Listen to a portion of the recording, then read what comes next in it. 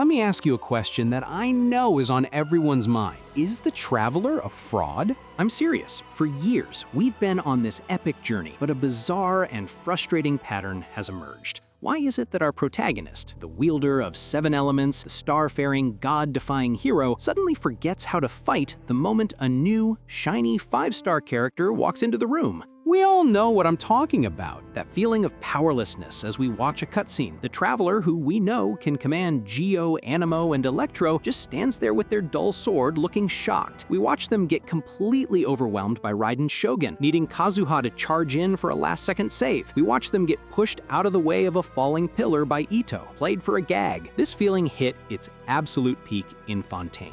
We all remember the scene. The Traveler, fresh off defeating a literal god in Sumeru, gets effortlessly, humiliatingly folded like a cheap lawn chair by the knave. It felt bad. It felt like jobbing, a term for when a powerful character is forced to look weak just to sell a new product. This has been the single biggest criticism of the Traveler for years. We, the players, know they are a one-person army, a walking elemental reaction, but in the cutscenes, they're a damsel in distress. But then, Nod-Krai happened, and the script got flipped. Suddenly, we're facing threats like Rirrir, one of the 5 sinners, and when the Traveler struggles against him, it doesn't feel like jobbing. Why? Because Rirrir isn't just a harbinger. He's a nation-level threat who proceeds to solo the entire Nod-Krai squad at once. The game wasn't making the Traveler look weak, it was showing us that the entire power scale of the world has been broken. Today, we are talking about the Traveler's true power. We're going to dismantle the jobber theory, explore the massive,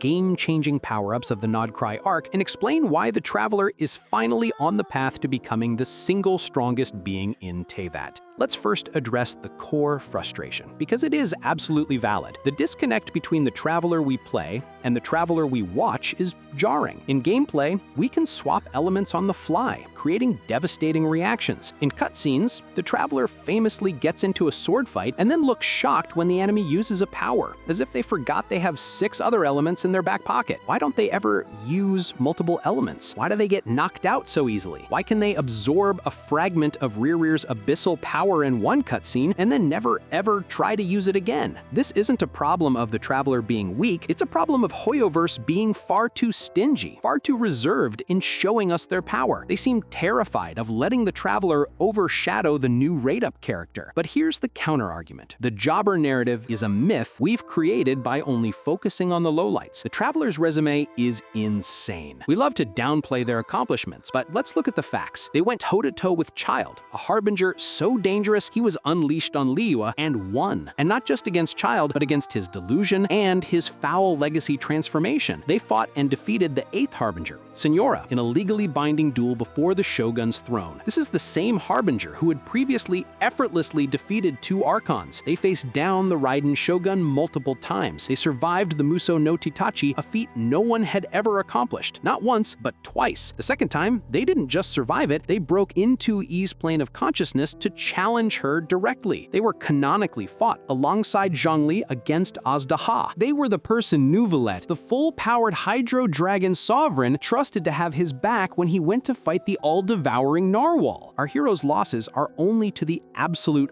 undisputed top tier of the food chain. And that rude awakening against the knave in Fontaine wasn't a moment of weakness, it was a narrative turning point. It was the moment the Traveler and the player realized that being Archon level isn't enough anymore. This is the new reality of Teyvat. For the first 2 years, Archon level was the ceiling. Now it's the floor. The power scale has been shattered. The Dragon Sovereigns have returned to their full might. The Sinners of Khaenri'ah, beings wielding a portion of a Descender's abyssal power, have emerged. The Shades of Celestia and the Heavenly Principles loom above them all. We are in a new era. We have Tier 3, the Archons and Harbingers. This is the old God level. Tier 2, the Sovereigns, the Sinners, and the top 3 Harbingers. Tier 1, the Shades, and the Primordial 1. The Traveler's goal isn't to be as strong as Venti. Their goal is to defeat the Sustainer of Heavenly Principles. The power level required is astronomical, and the elemental powers of the Seven Nations are just the beginning. This is where the Nod-Krai arc completely changes the game. This is where the Traveler stops being a student and starts becoming a master. The Traveler's true, unique ability has never been using the elements, it's been absorbing, purifying, and containing energy. They are, as the community has lovingly called them, an energy Kirby. We saw the first hint of this in Mondstadt, when they purified Dvalin's abyssal-laced tears. This is a crucial detail. Celestia's response to abyssal corruption in Conria was to nuke the entire nation. The Traveler's response is to cleanse it. They possess a power of purification that even the gods seem to lack. We've seen them absorb and contain powers that would destroy a normal person, like the remnants of ancient gods. But in Nod-Krai, this ability goes into overdrive. They are no longer just absorbing elemental power from statues, they are now absorbing primordial power, ancient energies like Kuuvahki that predate the Archons themselves. This is the power-up. This is the key. The Traveler is a battery, a purifier, and a conductor for any form of energy Teyvat throws at them. And now, let's talk about the Abyss. We know the Traveler can already absorb and purify abyssal energy, but think about their twin. The twin's power, derived from the Abyss, was so immense that it was able to divide it fivefold, and each of those 5 portions was enough to turn the sinners of Conria into nation-level threats. Our Traveler has that same base potential. Imagine what would happen if our Traveler stopped just purifying the Abyss and started sapping it, if they started absorbing the abyssal energy from the entities they fight, from the very world around them. They would be unstoppable. The story in Nod-Krai is clearly addressing this. The Traveler is currently hesitant to use this power, but they have been absorbing it. It's building up, and it's all leading to the single most important event in the Traveler's journey so far. I'm talking, of course, about the Skirk training arc. In version 5.2, after getting a rude awakening in Fontaine and a brutal reality check in Nod-Krai, the Traveler finally gets a true teacher. And not just any teacher, Skirk, the woman who trained Child, a master of the Abyss, and a being who casually lives in the darkest, most dangerous corners of the world. This isn't a simple training montage. This is a brutal sink-or-swim trial in a hostile environment. Skirk wouldn't be a kind teacher. She would deconstruct the Traveler completely. This training does 3 things. First,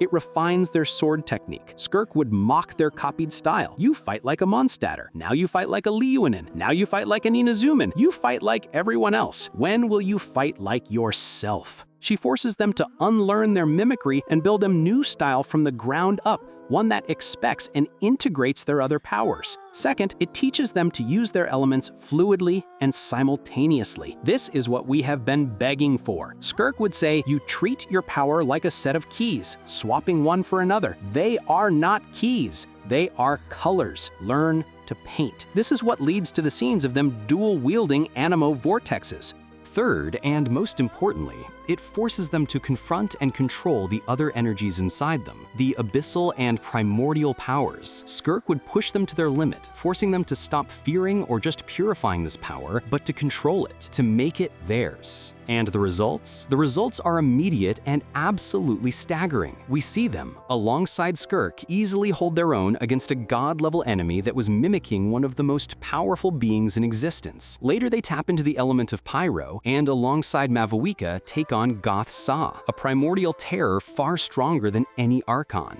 But the most badass feat, the one that proves the Jobber era is over, comes during the climax of the Nod-Krai Archon quest. Inside a domain where a sovereign has full control, the Traveler is hit by a sneak attack. While injured and while protecting Paimon, they are confronted by 2 source energy barriers, instant death walls that are closing in. And what does the Traveler do? They hold back both walls, one with each hand, using their newfound control. They are confident, they are powerful, and they know they will eventually be able to break them. This is the hero we've been waiting for. By the end of the Nod-Krai arc, after the training with Skirk, after absorbing the primordial energies of Kuuvahki, their raw power is finally beginning to match their unstoppable will. They are no longer just a visitor. They are no longer a damsel in distress. They are the single most important and now one of the most powerful active forces on the entire planet. The Jobber era is over. The era of the true protagonist has begun.